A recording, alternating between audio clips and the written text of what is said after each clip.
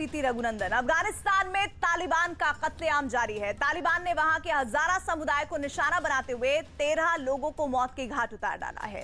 लेकिन अफगानिस्तान में हुए इस नरसंहार के असल कसूरवार को पाकिस्तान की सरकार इनाम देने जा रही है। पाकिस्तानी मीडिया में चल रही खबरों के मुताबिक तालिबान के मददगार आईएसआई चीफ फैज हमीद को बाजवा की जगह सेना प्रमुख बनाया जाएगा।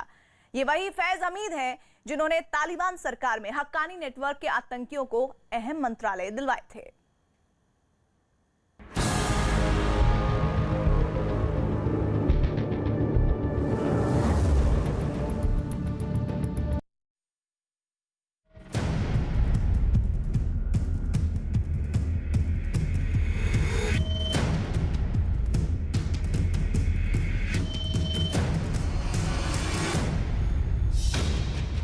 तालिबान की कातिल ब्रिगेड ने किया नरसंहार।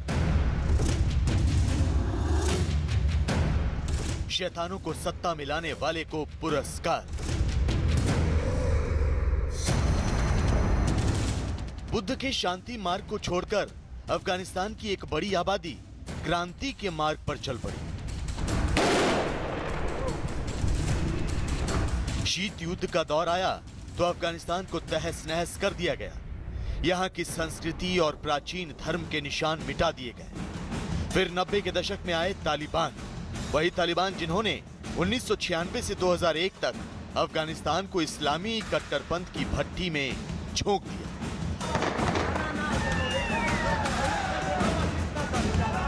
अफगानिस्तान में शरिया के नाम पर बेगुनाहों का खून बहाया। हालांकि 2001 से 2021 तक अमेरिका की वजह से तालिबान नेपथ्य में चले गए, लेकिन जब दोबारा सत्ता में लौटे तो अपना असली रंग दिखाना शुरू किया। तालिबान ने एक बार फिर अफगानिस्तान को इस्लामी चरमपंथ की प्रयोगशाला बना डाला, जहां आए दिन लोगों को सरेआम फांसी देने की शुरुआत हो गई।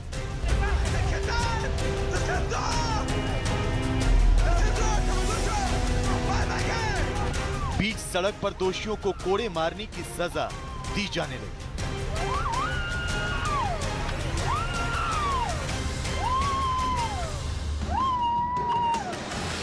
और तो और तालिबान राज का विरोध करने वालों को चुन चुन कर मारा जाने लगा। हालांकि अंतर्राष्ट्रीय मान्यता हासिल करने के लिए तालिबान ने अफगानिस्तान में शांति स्थापित करने के दावे किए थे। तालिबान ने कहा था कि वो अपने विरोधियों से बदला नहीं लेंगे, लेकिन तालिबान ने एक बार फिर साबित कर दिया कि उनकी कथनी और करनी में अंतर है। वैश्विक मानवाधिकार संगठन एमनेस्टी इंटरनेशनल की एक रिपोर्ट के मुताबिक तालिबान ने हजारा समुदाय के 13 लोगों की बेरहमी से हत्या कर दी है। मारे गए 13 लोगों में 17 साल की एक लड़की भी शामिल है। तालिबान ने यह नरसंहार दायकुंदी प्रांत में किया है। इससे पहले 30 अगस्त को तालिबान के 300 लड़ाकों का एक काफिला खिद्र जिले में गया था और अफगान नेशनल सिक्योरिटी फोर्स के 11 पूर्व सदस्यों की हत्या कर दी थी।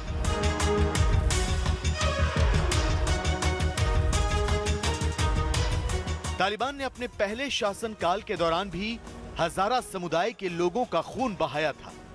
एमनेस्टी इंटरनेशनल की रिपोर्ट बताती है कि 15 अगस्त को अफगानिस्तान पर कब्जे से पहले तालिबान ने जुलाई के महीने में गजनी प्रांत में रहने वाले हजारा समुदाय के 9 लोगों को मार दिया था। दरअसल हजारा अफगानिस्तान में रहने वाली शिया आबादी का बड़ा हिस्सा है, जिसकी वजह से यह समुदाय तालिबान और उसके कट्टर दुश्मन इस्लामिक स्टेट खुरासान प्रोविंस के निशाने पर रहता है। एमनेस्टी इंटरनेशनल की एक रिपोर्ट के मुताबिक तालिबान ने पिछले 30 अगस्त को अफगानिस्तान के सेंट्रल प्रोविंस दायकुंडी में 13 हजारा लोगों की बेरहमी से हत्या कर दी थी, जिसमें कि एक 17 साल की लड़की भी शामिल थी। तालिबान हजारा लोगों को लगातार टारगेट करने की, उन्हें परसिक्यूट करने की कोशिशें करता रहा है, साजिशें रचता रहा है। तालिबान हजारा लोगों को इसलिए टारगेट करता है क्योंकि हजारा आबादी लार्जली शिया है।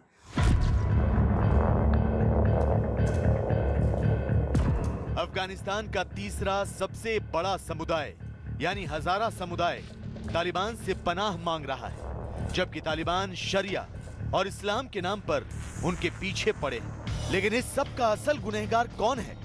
कौन है जिसने अफगानिस्तान में तालिबान की शैतानी सत्ता लाने में अहम किरदार अदा किया? पूरी दुनिया को पता है कि वो कोई और नहीं बल्कि पाकिस्तान है।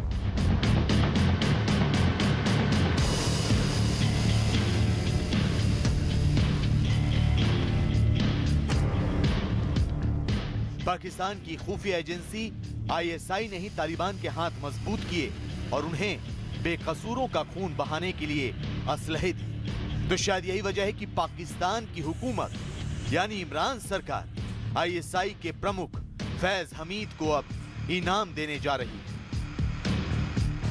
पाकिस्तान मीडिया में चल रही खबरों के मुताबिक ISI chief lieutenant general Faiz Hamid को तालिबान को सत्ता में लाने का इनाम मिल सकता है। फैज हमीद को इसी महीने पेशावर स्थित सेना की 11वीं कोर का कमांडर नियुक्त किया जा सकता है। फिलहाल पाकिस्तान सेना के 11वीं कोर के commander lieutenant general Nauman Mahmood हैं। रिपोर्ट के मुताबिक मौजूदा सेना प्रमुख जनरल कमर जावेद बाजवा का कार्यकाल खत्म होने के बाद साल 2022 में फैज हमीद को देश का सेना प्रमुख भी बनाया जा सकता है।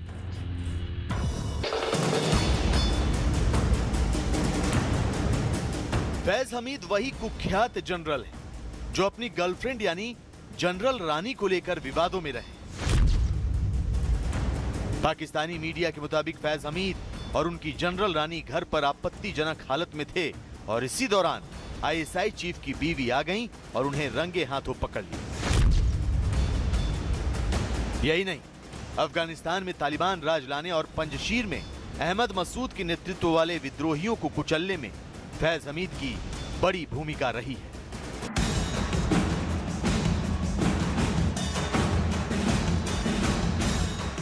अब फैज हमीद को इमरान चाहे सेना प्रमुख बनाए या कुछ और, लेकिन एक बात तो साफ है कि दागियों पर इमरान खान कुछ ज्यादा ही मेहरबान रहते हैं, वरना ना तो वो फैज हमीद को आईएसआई का चीफ बनाते और न ही तालिबानी आतंकियों की मदद के लिए पुरस्कार के तौर पर उन्हें सेना प्रमुख बनाए जाने की चर्चा आम होती।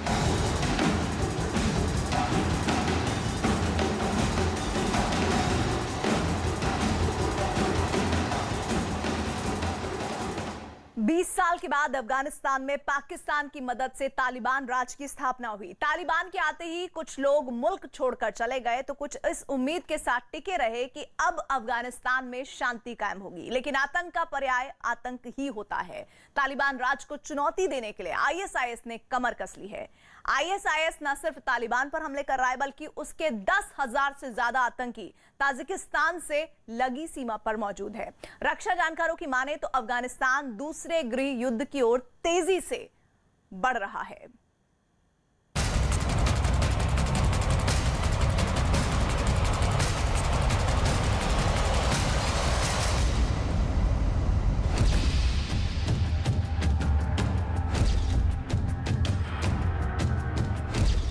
तालिबान राज की स्थापना के बाद भी अफगानिस्तान की आवाम को राहत नहीं मिल रही। आतंकियों के सरकार बनाने के बावजूद अफगानिस्तान में बम, गोलों और बारूद का शोर नहीं थम रहा। देश को स्थिरता देने के तालिबान के दावे खोखले नजर आ रहे हैं। तालिबान के सामने अब आईएसआईएस एक चुनौती बनकर उठ खड़ा हुआ है। इस्लामिक कट्टरपंथ पर चलने वाले तालिबान और आईएसआईएस के बीच तलवारें खिंच गई हैं। कभी आईएसआईएस खुरासान प्रोविंस के आतंकी काबुल की दूसरी सबसे बड़ी मस्जिद ईदगाह के बाहर धमाका करते हैं, तो कभी तालिबान के आतंकी काबुल में इस्लामिक स्टेट से जुड़े आतंकियों को मार गिराने का दावा करते हैं। जी हां, अफगानिस्तान पर कब्जा करने के बाद अब तालिबान के सामने आईएसआईएस के रूप में नया दुश्मन सिर उठा रहा है। एक के बाद एक तालिबानी आतंकियों को निशाना बनाया जा रहा है। आपको यकीन नहीं होगा, लेकिन काबुल की जिस मस्जिद में तालिबान के प्रवक्ता ज़बीउल्लाह मुजाहिद की मां के लिए शोक सभा का आयोजन किया जा रहा था, जहां बड़ी संख्या में तालिबानी आतंकी मौजूद थे, आम लोगों की भी भारी भीड़ थी, उसी मस्जिद के दरवाजे के पास आईएसआईएस ने बम धमाका किया, जिसमें करीब 5 लोगों की मौत हो गई। خاطر دغه خو جامع خاطر موږ ملته ودیدګه انو دې خاطر تلو چې تلو دا روانو دونه غټ رابوس چې ډیر غټ رابوس خلک سره ټوک په جوابو ته سوله इस्लामिक स्टेट के इस हमले के बाद तालिबान का बौखलाना तय था। बदला लेने के लिए कुख्यात तालिबान ने ISIS पर पलटवार किया। तालिबान ने दावा किया है कि उसके लड़ाकों ने अफगानिस्तान की राजधानी काबुल में इस्लामिक स्टेट से जुड़े एक ठिकाने पर छापा मारा। इस दौरान ISIS के कई आतंकियों को मार गिराया। मतलब साफ है, जिन तालिबान ने अपने 20 साल के विद्रोह के दौरान लगातार हमले किए, अब उन्हीं को प्रतिद्वंदी आतंकियों को रोकने की कोशिश करनी पड़ रही है।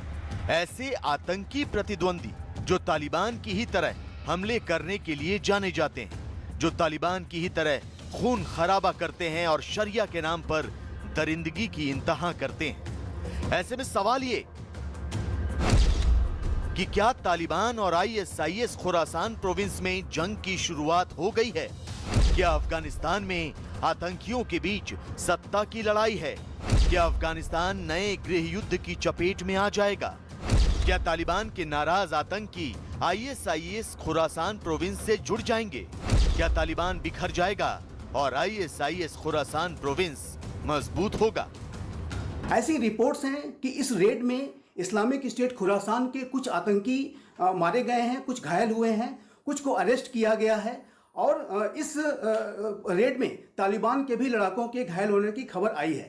जाहिर है कि तालिबान इस्लामिक स्टेट खुरासान को एक चुनौती के रूप में देखता है और ये चुनौती आंतरिक है। इस्लामिक स्टेट खुरासान लगातार अपने आप को रीग्रुप करने की कोशिश कर रहा है। इस्लामिक स्टेट खुरासान ऐसे आतंकियों को भी जो कि पहले तालिबान के लिए काम करते थे और US तालिबान की डील से अब वो नाखुश हैं, असंतुष्ट हैं, उन्हें भी वो अपने संगठन में शामिल कर रहा है।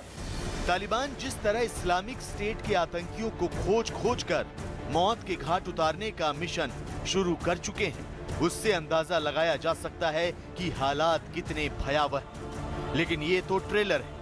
अफगानिस्तान की सत्ता पर काबिज होने वाले तालिबान के लिए आगे कई चुनौतियां भी हैं। सबसे बड़ी चुनौती है अफगानिस्तान की सीमाओं को सुरक्षित रखना, ईरान और ताजिकिस्तान से किसी भी तरह के खतरे को टालना। लिहाजा तालिबानी आतंकियों ने आत्मघाती हमलावरों की एक खतरनाक बटालियन बनाई। इस बटालियन को अफगानिस्तान से लगती ताजिकिस्तान और चीन की सीमा पर तैनात किया जाएगा। इन आत्मघाती हमलावरों को खास तौर पर बदख्शां प्रांत में तैनात किया जाएगा। बदख्शां प्रांत के उप गवर्नर मुल्ला निसार अहमदी ने देश के पूर्वोत्तर इलाके में इस बटालियन को बनाए जाने की जानकारी दी है। दरअसल अफगानिस्तान की सत्ता पर तालिबान की वापसी के बाद हालात दिनों दिन बेहद खराब होते जा रहे हैं। एक रिपोर्ट के मुताबिक सीमाओं पर हालात अच्छे नहीं हैं। रूस के विदेश मंत्रालय ने भी दावा किया है कि सीमा पर ताजिकिस्तान और अफगानिस्तान दोनों देशों की ओर से सेनाओं की भारी तैनाती कर दी गई है। यही नहीं, दोनों देशों के बीच गहराए तनाव का अंदाजा इसी बात से लगाया जा सकता है कि ताजिक शासक रहमोन ने सीमा के पास एक सैन्य परेड की अध्यक्षता की। गौर करने वाली बात है कि ताजिकिस्तान अफगानिस्तान का एकमात्र पड़ोसी देश है जो तालिबान के सबसे कड़े आलोचक के रूप में उभर रहा है। जानकारी के मुताबिक ताजिक लोगों में पंजशीर घाटी में हमले को लेकर भी तालिबान के खिलाफ आक्रोश है। ऐसी रिपोर्ट्स हैं कि तालिबान ने आत्मघाती हमलावरों की एक विशेष बटालियन तैयार की है जिसे कि लश्कर मंसूरी नाम दिया गया है और तालिबान इन आत्मघाती हमलावरों को, इस विशेष बटालियन को अफगानिस्तान तजाकिस्तान सीमा पर बदख्शां प्रांत में तैनात करने जा रहा है। ऐसी भी रिपोर्ट्स हैं कि तालिबान इस आत्मघाती हमलावरों की बटालियन को अपनी चाइना की सीमा पर भी तैनात कर सकता है। जाहिर है कि तालिबान मूलतः एक आतंकी संगठन है। तालिबान आतंक परस्त टैक्टिक्स का भविष्य में भी इस्तेमाल कर सकता है। तालिबान के लिए ताजिक सरकार का मौजूदा रवैया तो परेशान करने वाला है ही। रूस ने चेतावनी दी है कि मध्य एशियाई देशों के साथ लगती अफगान सीमा पर 10,000 से ज्यादा ISIS आतंकी मौजूद हैं। रूस ने यह भी कहा है कि इस्लामिक स्टेट ने पूरे इलाके में अपना प्रभाव बढ़ाने का ऐलान किया है। लिहाजा तालिबान बॉर्डर पर पहरा बढ़ा रहे हैं। लेकिन मुसीबत का सबब तो यह है कि सीमाओं पर सुरक्षा बढ़ाने के साथ तालिबान को देश के अंदर से उठ रही विद्रोह की आवाजों को भी शांत करना है। विद्रोह की ये आवाजें अफगान जनता की भी हैं और ISIS जैसे आतंकी समूहों की भी।